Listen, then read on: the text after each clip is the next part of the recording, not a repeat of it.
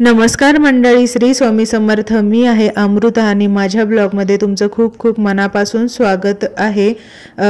28 तारखेपासून प्रत्येक मठामध्ये मंदिरामध्ये गुरुचरित्राचं पारायण सुरू होत आहे. कारण 27 तारखेला दत्त महाराजांचं नवरात्र सुरू होत आहे आणि लवकरच दत्त जयंती पण येत आहे. त्याच्यामुळे आता प्रत्येक जण मठामध्ये मंदिरामध्ये जाऊन गुरुचरित्र पारायण करेल किंवा सगळ्यांनाच पॉसिबल होईल असं नसतं. सगळ्यांनाच शक्य होत नाही. काही जण घरी गुरुचरित्राचं पारायण करतात. तर घरी पारायण करताना गुरुचरित्र पारायणाची मांडणी कशी करावी ते पण एकदा सोप्या भाषेमध्ये किंवा सोप्या पद्धतीने मांडणी कशी करावी हेच आपण या व्हिडिओमध्ये आज पाहणार आहोत. तर चला जास्त वेळ न घालवता आपण एकदम सोप्या पद्धतीने गुरुचरित्र पारायण मांडणी कशी करावी हे पाहूया. सर्वप्रथम आपण जेव्हा गुरुचरित्र पारायण करणार आहोत तर त्याची सगळी पूजेची साहित्याची सगळी व्यवस्था आधीच आदल्या दिवशीच करून ठेवावी. म्हणजे सगळं साहित्य आदल्या दिवशीच गोळा करून ठेवावं. जसं की तांब्या, नारळ, फुलं, धूप, अगरबत्ती, देवासाठी लागणारं तेल, समई, चौरंग आणि अजून काही पूजेचं साहित्य असेल ते. लाल कपडा खूप महत्त्वाचा किंवा पिवळ्या कलरचा कपडासुद्धा खूप महत्त्वाचा घरामध्ये असेल. स्वच्छ धुतलेला किंवा देवासाठीच वापरण्यासाठी नवीन कपडा असेल तर ठीकच, नाही तर नवीन आणला तरी काही हरकत नाही. आयत्या वेळेला आपली घाई होऊ नये, गडबड होऊ नये यासाठी या गोष्टी आदल्याच दिवशी गोळा करून ठेवायच्या. म्हणजे आपल्याला प्रत्येक पूजा मांडताना हाताखाली येईल असंच पाहावं. आता पूजेसाठी लागणारं साहित्य: नारळ लागतो, विड्याची पानं लागतात, फुलं लागतात, धूप, अगरबत्ती, खडीसाखर, 5 फळं आणि लाल वस्त्र जास्त महत्त्वाचं आहे. तर चला तर आपण बघूया पूजेची मांडणी कशी करायची ते. पूजेची मांडणी करताना ना चौरंग असेल किंवा पाट असेल तरी चालतं. चौरंग घ्यावा घरात असेल तर, किंवा पाट घेतला तरी चालतो. पूर्व दिशेला पूजेची मांडणी करण्यासाठी जागा निवडावी आणि चौरंग पूर्व दिशेलाच मांडावा. चौरंग मांडताना चौरंगाखालील जागा स्वच्छ व्यवस्थित पुसून झाडून घेतलेली असावी. त्याच्यावरती गोमूत्र शिंपडून त्याच्यावरती मग चौरंग ठेवावा आणि चौरंगावरती लाल कपडा अंथरावा, लाल वस्त्र अंथरावं. लाल नसेल तर पिवळं चालतं, पिवळं नसेल तर लाल चालतं. शक्यतो पिवळं वापरलं तरी चांगलंच. आता पूजेची मांडणी करताना चौरंग ठेवल्यानंतर बाकीचे फोटो वगैरेची स्थापना करण्याआधी देवासमोर दीप प्रज्वलित करावा. दीप प्रज्वलित करावा म्हणजे समई किंवा आरती निरांजन लावून घ्यावं आणि मगच पूजेची मांडणी करायला सुरुवात करावी. पूजेची मांडणी करताना दीप प्रज्वलित करणं खूप महत्त्वाचं आहे. आता ज्या ठिकाणी समई किंवा आरती लावलेली आहे ती एक जागा फिक्स असावी.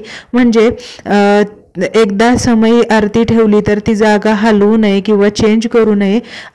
अगदी पूजा करताना किंवा 9 दिवसामध्ये अखंड दिवा लावला आणि तो गेला तरी सुद्धा काही हरकत नाही, घाबरायचं काही कारण नाही. दिवा समई न हलवता तो लावून घ्यावा. तर चला आता दीप प्रज्वलित केल्यानंतर आपण पूजेची मांडणी करायला घेऊया. चौरंगावरती एक लाल कपडा अंथरून त्याच्यावरती दत्त महाराजांचा किंवा स्वामी महाराजांचा फोटो ठेवावा. त्यांची स्थापना करावी. दत्त महाराजांचा फोटो असेल तर चालेल फक्त, किंवा स्वामी महाराजांचा फक्त फोटो असेल तरी चालेल. स्वामी महाराज व दत्त महाराजांचा फोटो दोन्ही फोटो असतील तरी चालेल, किंवा दोन्हीपैकी एक फोटो असेल तरी चालेल. आता दत्त महाराजांची मूर्ती असेल किंवा स्वामी महाराजांची मूर्ती असेल तरी पण चालेल आणि दोघांच्या मूर्ती असतील तरी पण चालेल. आता ह्या दोघांचे बी फोटो घरात नसतील चुकून जरी, तर नृसिंह महाराजांचा फोटो असेल किंवा मूर्ती असेल तरीही चालेल. आता या फोटोची स्थापना करून घ्यायची आहे आणि फोटोच्या पुढेच श्री गणेशाची स्थापना सुद्धा करायची आहे. श्री गणेशांची छोटी मूर्ती असेल तर त्यांची स्थापना करावी, किंवा मूर्ती नसेल तर एक सुपारी घ्यायची. सुपारीच्या खाली तांदूळ म्हणजे अक्षता ठेवायची आणि त्याच्यावरती सुपारी स्थापना करायची, म्हणजे श्री गणेशाची स्थापना करून घ्यायची. मूठभर अक्षता घ्यायचे म्हणजे तांदूळ घ्यायचे आणि ते एकदम फोटोच्या उजव्या साईडला येईल असे, म्हणजे चौरंगावरती उजव्या साईडला कलशाची स्थापना करण्यासाठी तांदूळ ठेवायचे, ते हाताने थोडेसे पसरवायचे आणि मंगल कलशाची स्थापना करायची आहे। आता कलशाची स्थापना करताना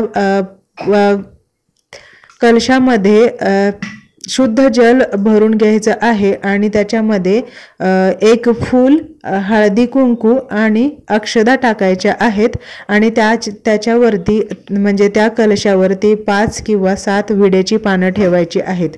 5 असतील तरी चालतील विड्याची पानं, 7 असतील तरी चालतील। त्याच्यानंतर श्रीफलाची स्थापना करायची आहे। श्रीफल म्हणजे नारळाची स्थापना करायची आहे।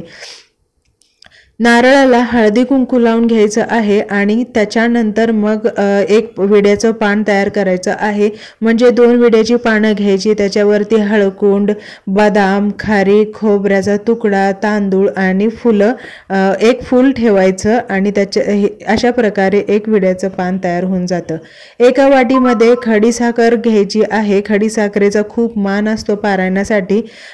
खडीसाखर घेऊन त्याच्यावरती एक तुळशीचं पान ठेवायचं आहे आणि त्याच्या शेजारीच एक छोटासा तांब्या असेल किंवा फुलपात्र असेल ते शुद्ध जलाने भरून ठेवायचं आहे। आता घरामध्ये 5 फळं असतील तर ती फळं ठेवून घ्यायची आहेत, म्हणजे तुम्हाला शक्य असेल तर तुम्ही विकत पण आणून ठेवू शकता, पण हे कंपल्सरी आहे, असं ठेवलंच पाहिजे असं काही नाही। हे कंपल्सरी नाही, आणून ठेवले पाहिजेत असंच काही नाही। तर चला, अशा प्रकारे एकदम सोप्या पद्धतीने मांडणी करून झालेली आहे। आता ग्रंथ जो असतो तो चौरंगाच्या शेजारीच किंवा तुम्ही जो पारायणाची पूजा मांडली आहे पाटावरती किंवा चौरंगावरती त्याच्या शेजारीच एक पाट ठेवावा। त्याच्यावरती सुद्धा लाल कपडा स्वच्छ धुतलेला किंवा नवीन असेल तर अतिउत्तम, तर तो ठेवायचा आहे। लाल किंवा पिवळा असेल तरी चालेल। त्याच्यावरती ग्रंथाची स्थापना करायची आहे आणि तो ग्रंथ एकदा ठेवल्यानंतर पारायण होईपर्यंत हलवायचा नाही।